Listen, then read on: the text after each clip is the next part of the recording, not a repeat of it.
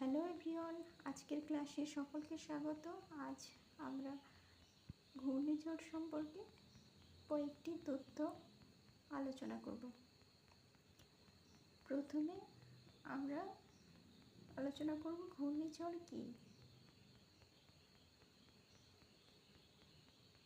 হঠাৎ করে যখন কোনো এলাকায় নিম্নচাপ সৃষ্টি হয়, তখন তার পার্শ্ববর্তী এলাকায় উচ্চচাপ অঞ্চল থেকে প্রবল বেগে যখন বায়ু ছুটে আসে এবং ওই নিম্নচাপ অঞ্চলে যে ঘূর্ণাবর্তের সৃষ্টি করে, সেই ঘূর্ণাবর্তটাকে আমরা ঘূর্ণিঝড় বা সাইক্লোন বলছি।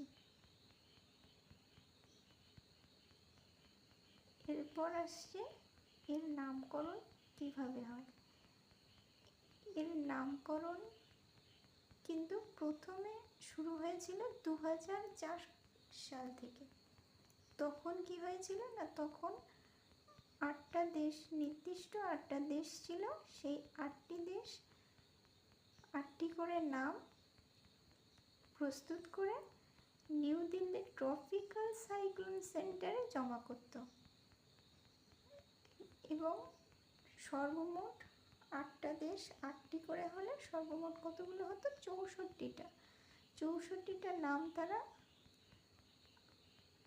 ট্রপিক্যাল সাইক্লোন সেন্টারে জমা করত এবং ট্রপিক্যাল সাইক্লোন সেন্টার কী করত?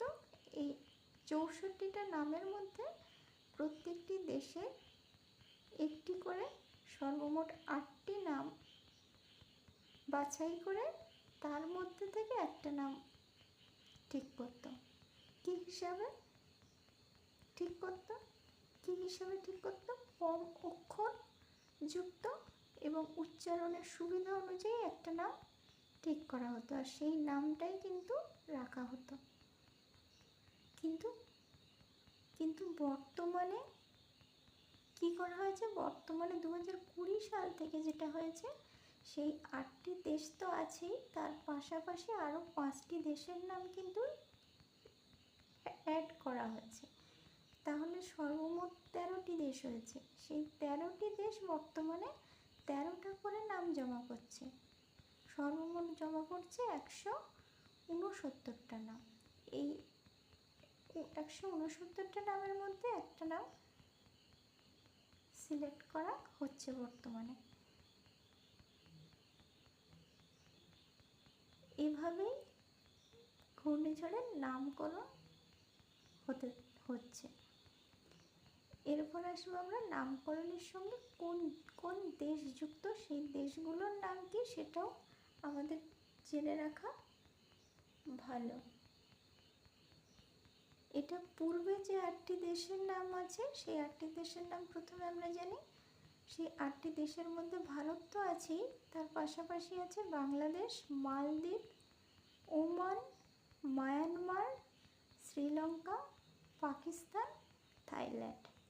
তাহলে এই 8টি দেশ 2004 সাল থেকে নামকরণ করছে। এরপর যে 2020 সাল থেকে যে 5টা দেশ এই 8টি দেশের সঙ্গে যুক্ত হয়েছে, সেই 5টি দেশ হলো ইরান, সৌদি আরব, ইয়েমেন, সংযুক্ত আরব, কাতার। এই 5টি দেশ।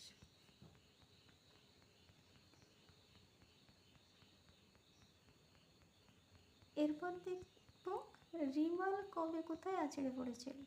কবে হয়েছিল এটা তো প্রত্যেকেরই জানা আছে। এটা 26 মে সন্ধ্যাবেলা থেকে 27 মে সকাল পর্যন্ত এটি চলেছিল। এটা কোথায় আছড়ে পড়েছিল? এটা বাংলাদেশ এবং পশ্চিমবঙ্গের উপকূল অঞ্চলে আছড়ে পড়েছিল। রিমাল নামকরণ কোন দেশ করেছে? রিমাল নামকরণ করেছে কোন দেশ বলো তো? রিমাল নামকরণ করেছে ওমান। ওমান নামকরণ করেছে রিমাল। এবার আসবো রিমাল শব্দের অর্থ কী। রিমাল শব্দটা কিন্তু একটা আরবি শব্দ।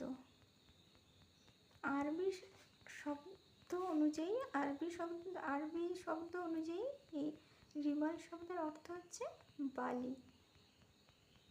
আরও একটা মজার বিষয় কী বলতো, এখানে যে এই নামকরণগুলি ইংরেজি বর্ণমালায় যে 26টি অক্ষর আছে, 26টি বর্ণ আছে, সেই 26টি বর্ণের মধ্যে 21টি বর্ণ ব্যবহার করেই কিন্তু এই নামকরণ করা হয়। আর বাকি 5টি বর্ণ কিন্তু ব্যবহার করা হয় না। সেই বাকি 5টি বর্ণ কী কী বলো তো? সেই বাকি 5টি বর্ণ হলো কিউ, ইউ, এক্স, ওয়াই আর হলো জেড। তাহলে আজকের আলোচনা এইটুকুই। পরের ক্লাসে আবার নতুন কোনো বিষয় নিয়ে দেখা হচ্ছে।